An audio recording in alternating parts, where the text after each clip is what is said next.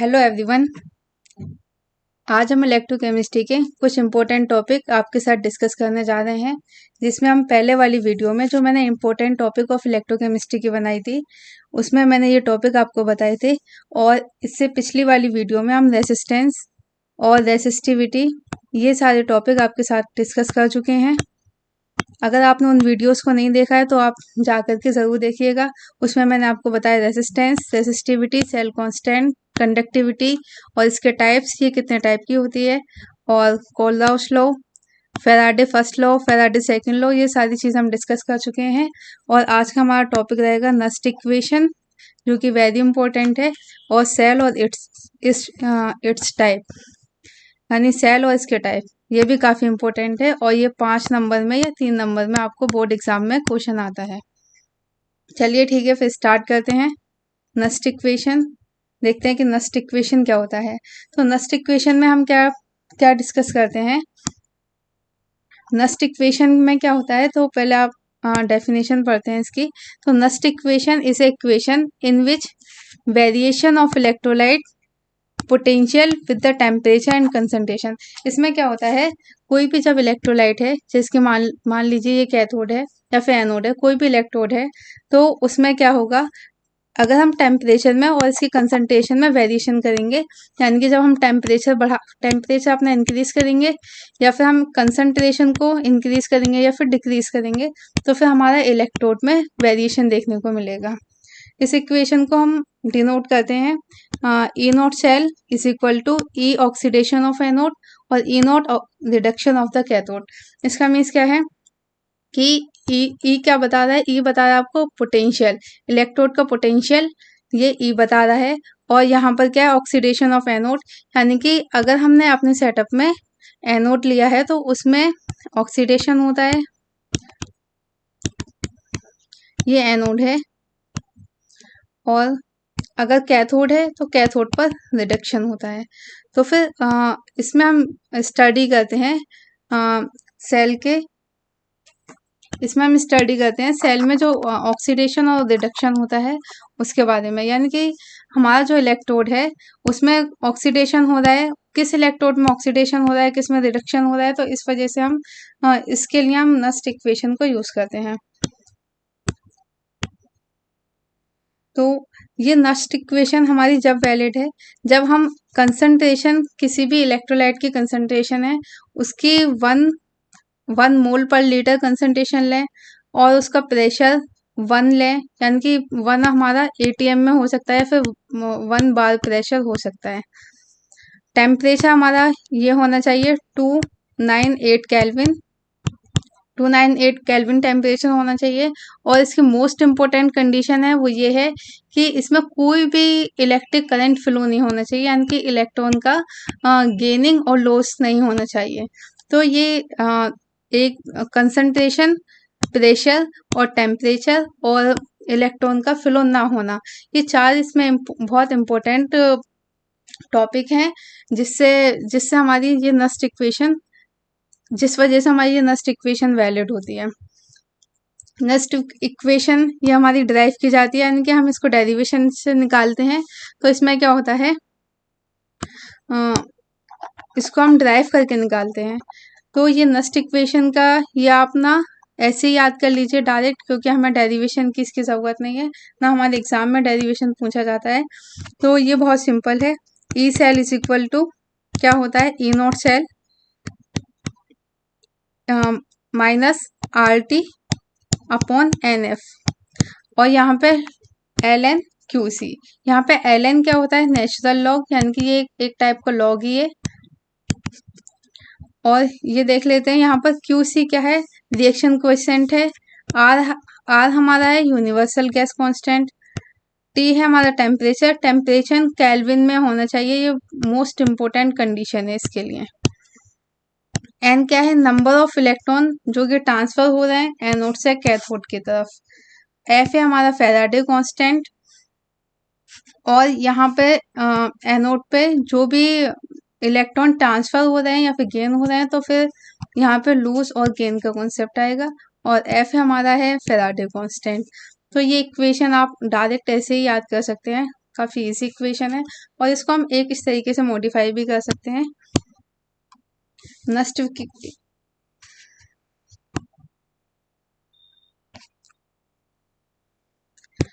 तो देखिए E cell is equal to क्या होता है, E cell is equal to E naught cell minus R T upon N F L N Q C.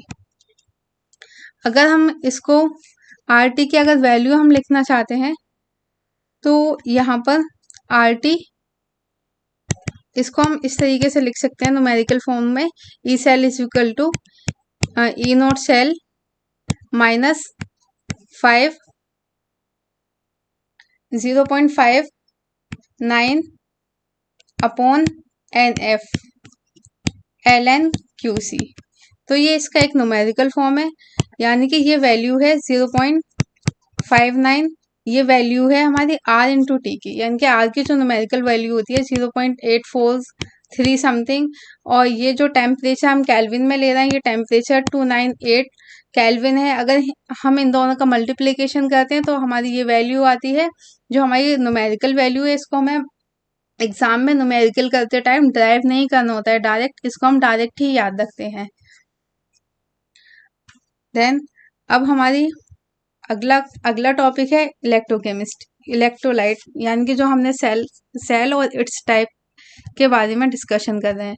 अगर question ये आता है कि सेल क्या होता है और सेल कितने टाइप के होते हैं, तो आप सबसे पहले आप इलेक्ट्रोकेमिस्ट्री एक हेडिंग डाल करके और आप इसका डिस्कशन दे सकते हैं कि इलेक्ट्रोकेमिस्ट्री क्या है और क्या क्या ये डील करता है। तो इलेक्ट्रोकेमिस्ट्री ब्रांच ऑफ केमिस्ट्री है जिसमें हम डील करते हैं study of interchange of chemical and electrical, यानी कि जो हमारा केमिकल एनर्जी है और इलेक्ट्रिकल एनर्जी है ये आपस में किस तरीके से इंटरचेंज करती हैं। तो ये एनर्जी हमारी सेल्स के हेल्प से इंटरचेंज करती हैं। जैसे इलेक्ट्रोकेमिस्ट्री को हम इस तरीके से हम फर्दर डिफाइन कर सकते हैं। इलेक्ट्रोकेमिस्ट्री में क्या आएगा, इलेक्ट्रिक सेल आएगा। इलेक्ट्रिक सेल में हम कौन से दो सेल पढ़ते हैं, यानी कि इलेक्ट्रोकेमिस्ट्री में हम डील करते हैं कि इलेक्ट्रिक एनर्जी है हमारी, इलेक्ट्रिक एनर्जी है कन्वर्ट इनटू केमिकल एनर्जी और chemical energy convert into electric energy, यानी कि हम इन दो फॉर्म को काफ़ी अच्छी तरीके से हम इलेक्ट्रोकेमिस्ट्री में पढ़ते हैं और आगे डिस्कस करते हैं। अब सबसे पहले हम देखते हैं सेल क्या होता है और इट्स टाइप। इलेक्ट्रोकेमिस्ट्री के अंदर मेनली 2 टाइप के सेल हैं।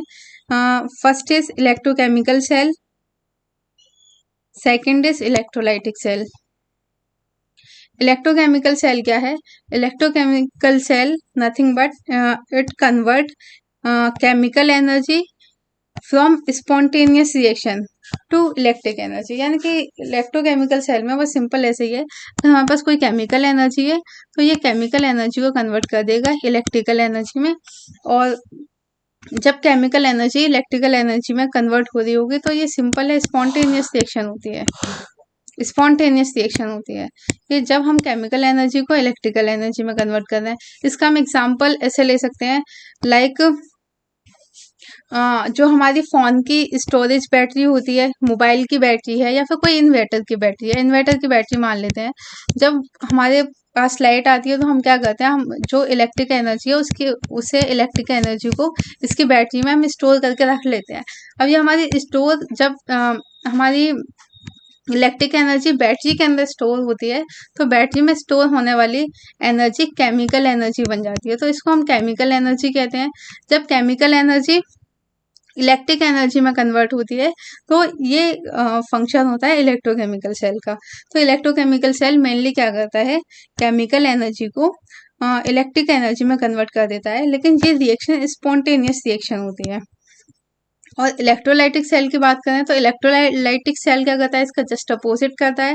ये क्या करता है, इलेक्ट्रिकल एनर्जी को केमिकल एनर्जी में कन्वर्ट करता है, तो डायरेक्ट इलेक्ट्रिकल एनर्जी को केमिकल एनर्जी में। जिसकी हम एग्जांपल लें कि चार्जिंग ऑफ इन्वर्टर, जब हम इन्वर्टर चार्ज करते हैं तो डायरेक्ट ही हम इलेक्ट्रिकल एनर्जी लेते हैं और उसको हम केमिकल एनर्जी में कन्वर्ट करते हैं। लेकिन ये रिएक्शन हमारी होती है नॉन स्पॉन्टेनियस टाइप की, ये स्पॉन्टेनियस रिएक्शन नहीं है, लेकिन ये इलेक्ट्रोकेमिकल सेल की है, ये स्पॉन्टेनियस रिएक्शन है। ये डायरेक्ट रिएक्शन होती है। अब इसके एग्जाम्पल हैं, एग्जाम्पल जैसे देख लीजिए, ये हमारा जिंक है। जिंक अगर कॉपर के साथ रिएक्ट करता है तो जिंक का फर्दर यहाँ पर ऑक्सीडेशन हुआ है। अब कैसे पता चला कि जिंक का ऑक्सीडेशन हुआ है और यहाँ कॉपर का रिडक्शन हुआ है, तो हम इसको कैसे पता करते हैं? जैसे कि फ्री स्टेट में हमारे पास जिंक की जीरो ऑक्सीडेशन स्टेज इस वक्त, यानी कि इसके ऊपर कोई चार्ज नहीं है, तो इसका मतलब ये है कि जिंक के ऊपर जीरो ऑक्सीडेशन स्टेट है। जब किसी भी जिंक जैसे किसी केमिकल रिएक्शन में जा रहा है, जिंक केमिकल रिएक्शन में पार्टिसिपेट कर रहा है, तो ये क्या करेगा, अपनी ऑक्सीडेशन स्टेट या तो घटाएगा या फिर बढ़ाएगा। तो उसके बेस पर हम कहेंगे कि जिंक में ऑक्सीडेशन हो रहा है या रिडक्शन हो रहा है। अब यहाँ पर इस रिएक्शन में जिंक है, जिंक हमारा जीरो ऑक्सीडेशन स्टेट में है। तो जिंक अगर केमिकल रिएक्शन में जा रहा है तो फर्दर ये क्या कर ले रहा है, प्रोडक्ट में क्या बन के आ रहा है, प्रोडक्ट में हमारा बन के आ रहा है zinc plus two, zinc plus two बन के आ रहा है, यानी कि ये अपने ऑक्सीडेशन स्टेट को इंक्रीज कर रहा है। और ये ऑक्सीडेशन स्टेट जब ये इंक्रीज कर रहा है तो इसका मतलब क्या है, यहाँ पर जिंक में ऑक्सीडेशन हो रहा है, यानी कि ऑक्सीडेशन स्टेट का इंक्रीज होना, यानी कि OS ऑक्सीडेशन स्टेट का इंक्रीज होना हमारा ऑक्सीडेशन कहलाता है। और अगर हमारी ऑक्सीडेशन स्टेट डिक्रीज हो रही है तो ये हमारा रिडक्शन कहलाएगा। ये काफी इंपॉर्टेंट टर्म है, आप इसको ऐसे याद रख लीजिएगा डायरेक्टली। जब हमारी ऑक्सीडेशन स्टेट इंक्रीज होगी तो ऑक्सीडेशन कहलाएगा, और अगर ऑक्सीडेशन स्टेट डिक्रीज होगी तो ये रिडक्शन कहलाएगा।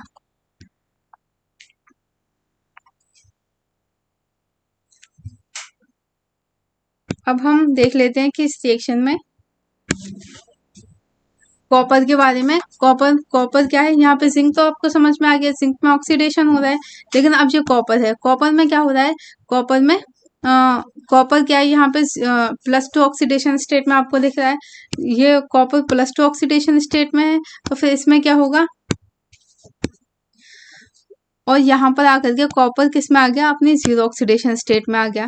तो जीरो प्लस टू से ये जीरो ऑक्सीडेशन स्टेट में आया, यानी कि इसकी ऑक्सीडेशन स्टेट क्या हुई, डिक्रीज हुई। तो इसकी ऑक्सीडेशन स्टेट डिक्रीज हुई, यानी कि इसमें रिडक्शन हुआ। देखिए ऑक्सीडेशन स्टेट का घटना क्या कहलाएगा, रिडक्शन। तो यहाँ पे हमारा एक में ऑक्सीडेशन हो रहा है और एक में रिडक्शन हो रहा है, और जिंक में ऑक्सीडेशन हो रहा है और कॉपर में रिडक्शन हो रहा है। तो ये हमारे इलेक्ट्रोकेमिकल सेल का वर्क है। इलेक्ट्रोकेमिकल सेल में ऑक्सीडेशन और रिडक्शन साथ साथ होते हैं।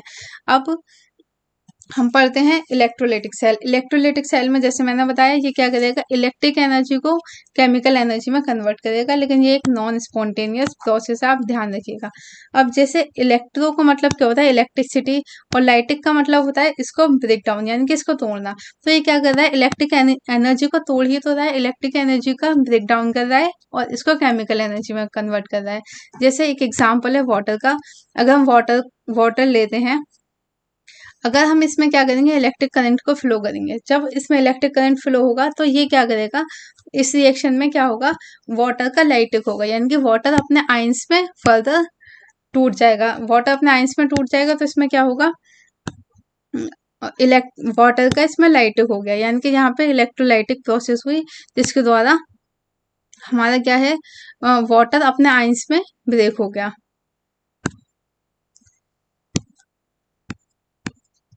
ओके, तो ये हमारी इलेक्ट्रोलाइटिक। अब इलेक्ट्रोलाइटिक अगर आपको याद रखना है तो आप इस तरीके से याद रख सकते हैं, यानी कि लाइटिक का मीन्स होता है ब्रेक डाउन, और ये किसका ब्रेक डाउन कर रहा है, ये इलेक्ट्रो मतलब इलेक्ट्रिसिटी, लाइटिक यानी कि ब्रेक डाउन, यानी कि इलेक्ट्रिक एनर्जी का ब्रेक डाउन कर रहा है और इसको केमिकल एनर्जी में कन्वर्ट कर रहा है। ठीक है, अब इसमें क्या है, इलेक्ट्रोकेमिकल सेल के बारे में आप स्टडी करते हैं। इलेक्ट्रोकेमिकल सेल काफी इंपॉर्टेंट है, और ये हमारा नॉर्मली एग्जाम में, बोर्ड एग्जाम में या फिर मिड टर्म एग्जाम में इसका क्वेश्चन जरूर आता है इलेक्ट्रोकेमिस्ट्री से।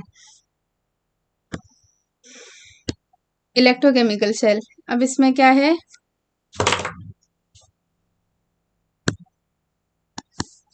ये प्रोसेस ये रिएक्शन है, ऑक्सीडेशन और रिडक्शन, ये काफी इंपॉर्टेंट प्रोसेस है। अगर आपको किसी भी एग्जाम में ये क्वेश्चन देखने को मिलता है तो आप इसको जरूर लिखेंगे। इस रिएक्शन को आप जरूर लिखेंगे। ये रिएक्शन मैंने आपको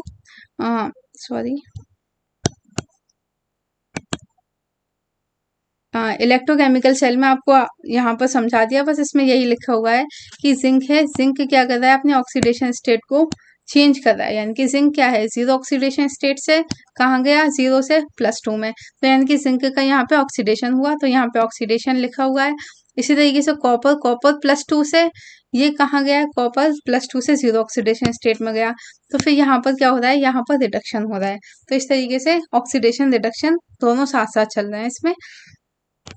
अब आप इलेक्ट्रोकेमिकल सेल के बारे में इलेक्ट्रोकेमिकल सेल का आप स्ट्रक्चर देख लीजिए। देखिए, जब हम कोई इलेक्ट्रोकेमिकल सेल बनाते हैं तो इसका सेटअप इस तरीके से लेते हैं। पहले तो हम 2 बीकर लेते हैं, यानी कि ये बीकर 1 है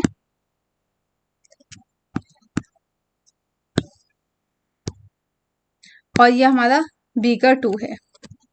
सॉरी, ये बेकार लग रहा है। ये बीकर 1 है और ये बीकर 2 है।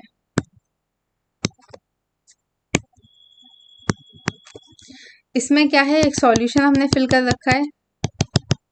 ये सॉल्यूशन हमारा जिंक का है और इसको हम ZnSO4 बोल सकते हैं कि इसके अंदर ZnSO4 का सॉल्यूशन है। और इसके अंदर बीकर सेकंड के अंदर हमने सॉल्यूशन लिया है CuSO4 का, इसमें कॉपर का सॉल्यूशन है। अब एक बीकर में हम डालते हैं एनोड और एक में डालते हैं कैथोड। अब हमने अपने एनोड को और कैथोड को इसमें डाल रखा है। इसके बाद में दोनों इलेक्ट्रोड को एक वायर के साथ में कनेक्ट कर दिया है। अब वायर क्या करेगा, जो भी इलेक्ट्रॉन्स का एक्सचेंज होगा, यानी कि गेनिंग या फिर लॉस इलेक्ट्रॉन का, तो इस वायर के थ्रू होगा। वायर एक सेटअप से दूसरे सेटअप में जाना होगा तो ये इस वायर के थ्रू हो जाएगा। यहाँ से अगर जाना होगा इलेक्ट्रॉन को तो फिर ये भी वायर के थ्रू हो जाएगा। अब इसके बीच में हम एक सॉल्ट ब्रिज और लगाते हैं, मतलब एक ट्यूब लाइक स्ट्रक्चर और इससे कनेक्ट करते हैं। यू शेप ट्यूब कहते हैं इसको, जिसको हम बोलते हैं अपना सॉल्ट ब्रिज। सॉल्ट ब्रिज क्या करता है, इसमें आयनिक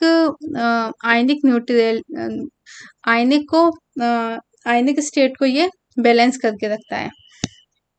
यानी कि जैसे मान लीजिए इसमें कई सारे आयन का ब्रेकडाउन होगा। बीकर 1 में बहुत सारे आयन ब्रेकडाउन हो गए। अब अगर ज्यादा आयन इसमें ब्रेकडाउन होंगे तो ज्यादा इलेक्ट्रॉन बीकर 1 से बीकर 2 में चले जाएंगे, क्योंकि यहाँ पे तो एक वायर लगा हुआ है, क्योंकि जितने भी इलेक्ट्रॉन होंगे सबको इलेक्ट्रॉन भेजेगा। इसी तरीके से यहाँ पे अगर ज्यादा ब्रेकडाउन हुआ तो यहाँ के इलेक्ट्रॉन निकल के इधर चले जाएंगे। तो फिर हम इसको मेंटेन करते हैं हम इसको सॉल्ट ब्रिज से। सॉल्ट ब्रिज बता देता है कि जहाँ पे जितनी भी रिक्वायरमेंट है, ये सॉल्ट ब्रिज बता देता है कि यहाँ पे इतने इलेक्ट्रॉन की जरूरत है तो उतने इलेक्ट्रॉन वहां पहुंच जाते हैं। और इधर बीकर 1 में जितने इलेक्ट्रॉन की जरूरत होगी तो बीकर 2 से बीकर 1 में आ जाएंगे। सॉल्ट ब्रिज के बारे में अभी हम फर्दर डिस्कस करते हैं। तो ये हम हटा देते हैं यहाँ से। इसके बाद में यहाँ पर जो सॉल्यूशन लिया है इसको हम इलेक्ट्रोलाइटिक सॉल्यूशन कहते हैं। और ये हमारा एनोड है। एनोड मोस्टली हमारा जिंक का बना हुआ होता है। और ये कैथोड है। कैथोड किसका बना हुआ होता है, कॉपर का। आप इसको याद रख लीजिए, Ca से कैथोड और Cu से कॉपर। C से कैथोड, C से कॉपर। तो आप भूलेंगे नहीं, कॉपर किसका बना होता है, कैथोड बना होता है कॉपर का और एनोड बना होता है जिंक का। अब क्या है इसमें, जब हम इसमें इलेक्ट्रिसिटी कंडक्ट कराएंगे, इलेक्ट्रिसिटी कंडक्ट करते वक्त क्या होगा, ये Zn की रॉड है। जब ये अपने आयन में ब्रेकडाउन होगी तो Zn इसमें रॉड में से निकल करके इस सॉल्यूशन में आएगा। तो इसमें लिखा है Zn आ रहा है, यानी कि इस रॉड से, ये रॉड है, इसका ब्रेकडाउन हो रहा है, यानी कि धीरे धीरे धीरे धीरे ये कम होती जा रही है, थिन होती जा रही है। क्यों, क्योंकि इसका Zn इस सॉल्यूशन में आता जा रहा है। तो Zn रॉड की थिकनेस कम हो जाएगी, क्योंकि ज्यादा जो भी Zn होगा इसमें, जिंक इसमें आ जाएगा, सॉल्यूशन में आ जाएगा, यहाँ पर आकर के डिपॉजिट हो जाएगा। अब इसी तरीके से कॉपर के साथ में क्या होगा, कॉपर के साथ में होगा, कॉपर सॉल्यूशन से इस कैथोड के ऊपर डिपॉजिट होगा, क्योंकि सॉल्यूशन हमने लिया है CuSO4 का। CuSO4 का। तो इसमें क्या है, कॉपर इसमें से क्या करेगा, कॉपर ये कैथोड के ऊपर डिपॉजिट हो जाएगा। डिपॉजिट होने से, ये मैंने आपको फैराडे लॉ में भी बताया था कि जब इस पे कॉपर डिपॉजिट होता है तो फिर इसमें क्या होता है, ये मास बढ़ जाता है इसका।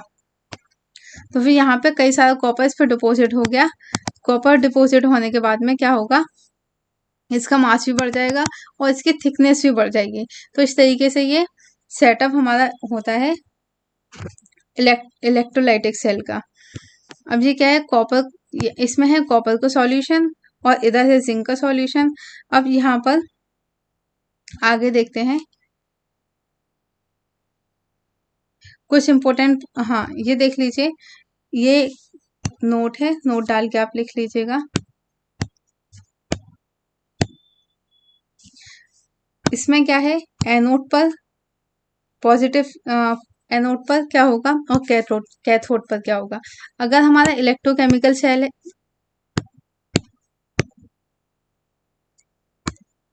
अगर हमारा इलेक्ट्रोकेमिकल सेल है और अगर हमारा इलेक्ट्रोकेमिकल सेल है तो इसमें क्या होगा, नेगेटिव चार्ज, कैथोड हमारा नेगेटिव होगा और एनोड नेगेटिव होगा, कैथोड पॉजिटिव होगा। अगर हमारा इलेक्ट्रोलाइटिक सेल है तो इसमें क्या होगा, इसमें एनोड पॉजिटिव होगा और कैथोड नेगेटिव होगा। तो आप इसको डायरेक्ट याद रखिएगा, ये काफी इंपॉर्टेंट कॉन्सेप्ट है। आप एनोड का याद रख लीजिए, इलेक्ट्रोकेमिकल सेल में एनोड नेगेटिव होता है, कैथोड पॉजिटिव होता है, और इलेक्ट्रोलाइटिक सेल में कैथोड नेगेटिव होता है और एनोड पॉजिटिव होता है। अब कुछ इंपॉर्टेंट पॉइंट इस सेल से रिलेटेड देख लेते हैं। अब एनोड में क्या होगा, जैसे ये हमारा एनोड है, एनोड हमारा जिंक का बना हुआ है। तो जिंक में, जैसे मैं आपको पहले ही डिस्कस कर चुके हैं कि जिंक में क्या होगा, ऑक्सीडेशन टेक प्लेस। जिंक में क्या होगा, ऑक्सीडेशन होगा। यहाँ भी मैंने आपको बताया था जिंक किस में जा रहा है, अपनी ऑक्सीडेशन स्टेट में जाता है, यानी कि अपने नंबर को बढ़ा रहा है, तो जिंक में ऑक्सीडेशन हो रहा है। कैथोड पर क्या होगा, कैथोड पर रिडक्शन होगा। कैथोड पर रिडक्शन, यानी कि कैथोड हमारा कॉपर का बना हुआ है, तो कॉपर में क्या हो रहा है, रिडक्शन हो रहा है। कैथोड पर रिडक्शन होगा। अब इलेक्ट्रॉन क्या है, इलेक्ट्रॉन कैसे फ्लो करेंगे, तो इलेक्ट्रॉन फ्लो करेंगे ऑलवेज एनोड से कैथोड की तरफ। एनोड से कैथोड की तरफ कभी भी इलेक्ट्रॉन का फ्लो होगा, ये एनोड से कैथोड की तरफ होगा। इसके बाद में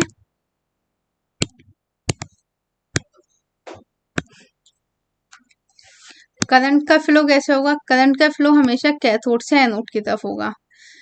क्योंकि एक कॉन्सेप्ट होता है, हम पढ़ते हैं ना, इलेक्ट्रॉन जिस डायरेक्शन में फ्लो करते हैं उसके अपोजिट डायरेक्शन में करंट फ्लो करता है। लेट सपोज, यानी कि एक वायर है, इस वायर में अगर हमारा करंट आई इस डायरेक्शन में जा रहा है तो फिर इसके अपोजिट डायरेक्शन में इलेक्ट्रॉन फ्लो होंगे। अगर आप एक याद रख लेंगे कि इलेक्ट्रॉन कहाँ से कहाँ फ्लो होते हैं, इलेक्ट्रॉन फ्लो होते हैं फ्रॉम एनोड से कैथोड। तो आप करंट के लिए आप इसको उल्टा कर सकते हैं, कैथोड टू एनोड कर दीजिएगा। इसके बाद में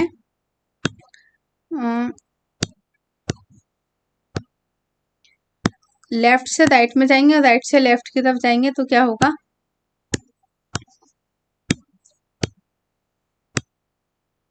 अगर हम लेफ्ट साइड से राइट की तरफ चलते हैं तो फिर हम नेगेटिव चार्ज हमारा आता है। अगर अगर हम राइट साइड की बात करें, राइट हैंड साइड पर हमारा पॉजिटिव चार्ज है। देख लीजिए सेटअप में क्या है, हमारा एनोड हमारा लेफ्ट हैंड साइड पर है, तो एनोड हमारा क्या है, negative, anode to positive charge. 1 minute रुको, इसको कट कर देना यहाँ से। थिकनेस, अब थिकनेस देखेंगे, थिकनेस ऑफ एनोड डिक्रीज करेगी और थिकनेस ऑफ कैथोड इंक्रीज करेगी। देखिए एनोड है ये हमारा इधर, हाँ एनोड है ये। एनोड पर क्या होगा, एनोड पर मैंने बताया था कि जिंक इस सॉल्यूशन में आ रहा है, जिंक इस सॉल्यूशन में आता जा रहा है, तो फिर जिंक की रॉड है ये कम होती जा रही है। और यहाँ पर क्या है, कॉपर, कॉपर की रॉड क्या होती जा रही है, क्योंकि कॉपर इस पर डिपॉजिट होता जा रहा है लगातार, तो कॉपर की थिकनेस इंक्रीज कर रही है। तो थिकनेस ऑफ एनोड, एनोड की थिकनेस तो कम होगी क्योंकि एनोड हमारी जिंक से बनी है, और थिकनेस ऑफ कैथोड हमारी इंक्रीज होगी। कैथोड ये है, कैथोड की थिकनेस इंक्रीज हो रही है, जो कि हम पहले भी डिस्कस कर चुके हैं।